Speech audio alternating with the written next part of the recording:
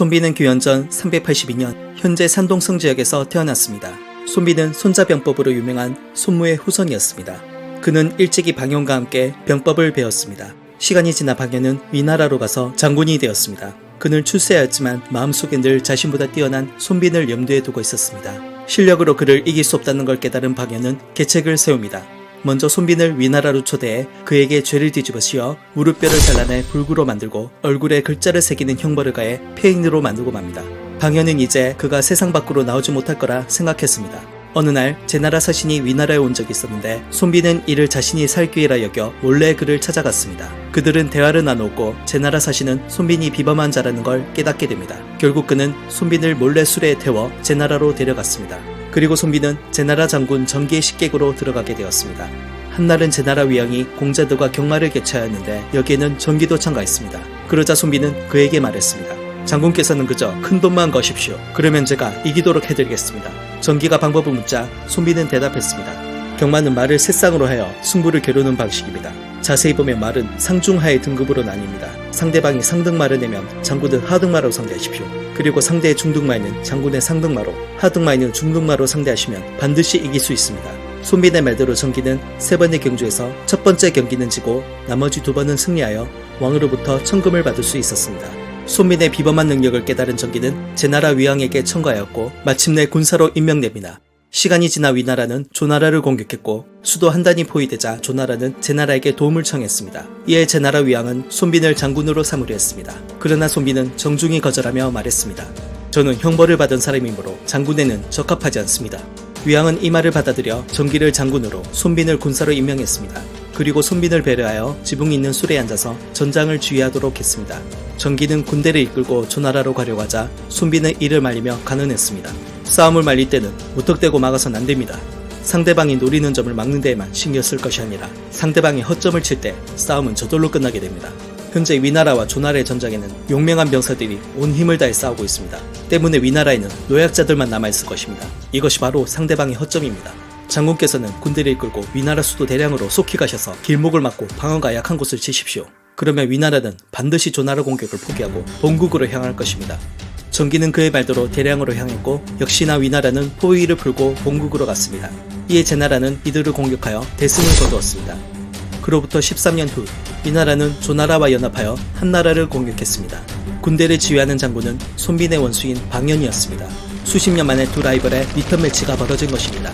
한나라가 제나라에 구원을 요청하자 정기가 출정합니다. 이번에도 정기는 위나라 수도 대량으로 바로 진격했습니다. 이에 방현은 공격을 중단하고 본국으로 귀환했습니다. 이에 손빈은 정기에게 계책을 냅니다. 위나라 병사들은 본래 사납고 용맹하여 제나라 군대를 겁쟁이라 부르며 깔보고 있습니다. 전쟁에 능한 사람은 이러한 상황을 잘 이용하여 유리하게 이끌어 나가는 법입니다. 병법에 따르면 승리에 취해 100리를 서둘러 달려가는 군대는 상장군을 죽게 만들고 50리를 서둘러 가는 군대는 그 수의 반을 잇게 된다고 합니다. 적들이 우리를 겁쟁이로 여기고 있는 만큼 더욱더 우리를 얕보게 만들어야 합니다. 오늘부터 수경지로 옮길 때마다 아궁이의 수를 줄이십시오. 오늘은 10만개, 내일은 5만개, 모레는 3만개 이런 식으로 줄여나가면 적들은 계략에 빠져 서둘러 추격해올 것입니다. 손빈의 예상대로 방현의 군대는 제나라 군대를 추격하였고 3일째 되던 날 제나라 군대의 수경지를 보고 비웃었습니다. 본래 제나라 놈들이 겁쟁이인 줄은 알고 있었지만 위나라에 온 지 3일 만에 군대의 절반이 도망가다니 참으로 가소롭구나. 이에 방현은 보병을 제외한 기병과 정예부대만을 데리고 속도를 배려하여 출격했습니다. 시간이 지나 날은 저물고 방현의 부대는 마릉에 이르렀습니다. 그런데 방현의 눈에 이상한 나무가 눈에 띄었습니다. 가까이 가보니 나무는 껍질이 벗겨져 있었고 곳곳에 글씨가 써져 있었습니다. 그는 글을 읽기 위해 불을 켰고 한 자씩 읽어내려갔습니다. 그리고 그는 경악했습니다. 방현사어 자수지야. 그 순간 길 양쪽에 매복해 있던 만명의 제나라 군사들이 나타나 화살을 일제히 발사했습니다. 위나라 병사들은 혼란에 빠져 제대로 대응도 못한 채 화살에 쓰러져 갔습니다. 이는 모든 것을 예상한 손민의 작품이었습니다. 그는 방현 군대의 행군 속도를 계산하여 저녁 때 마릉에 도착할 것을 예상하였고 만명의 궁수를 길 양쪽에 매복시켰습니다. 또한 길가에 있던 큰 나무의 껍질을 벗기고 글씨를 새겨 방현이 불을 켜도록 유도했습니다. 그리고 손빈은 매복병들에게 명했습니다. 날이 저물고 이 나무에서 불이 켜지면 즉시 발사하라. 방현은 자신이 손빈의 손안에 놀아난 것을 깨닫고는 탄식했습니다. 결국 내가 그놈의 이름을 세상에 떨치게 만들어 주었구나. 이 말을 남기고 방현은 스스로 목을 찔러 죽고 맙니다. 제나라 군대는 마릉 전투의 승리를 발판으로 위나라 군대를 거의 전멸시켰습니다. 방연의 말대로 손비는 이 전쟁으로 천하의 이름을 떨치게 되었습니다.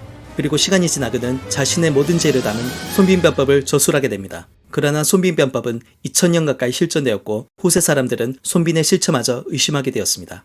그리고 세월이 흘러 1972년 중국 산동성 임기연에서 손빈변법이 발굴되어 세상의 모습을 드러냈습니다. 손빈변법은 손자변법과 같으면서도 달랐습니다. 특히 공격의 중요성을 강조했습니다. 방어에만 집중하는 자는 공격하는 자에게 휘둘린다는 사실을 손빈 또한 잘 알고 있었기 때문이었습니다. 앞의 내용에서 보듯이 손빈은 방어가 아닌 공격으로서 동맹국을 도와주는 동시에 적국을 혼란에 빠뜨리는 적극적인 전략을 취했습니다. 결국 빠른 상황 판단으로 공세를 선점하는 것이 손빈이 승리한 비결이었습니다. 그리고 이는 동문수학한 친구에게 배신당하고 처절하게 밑바닥까지 떨어졌던 손빈의 경험에서 우러나온 것이었습니다. 시청해주셔서 감사합니다. 지금까지 히스토리아였습니다.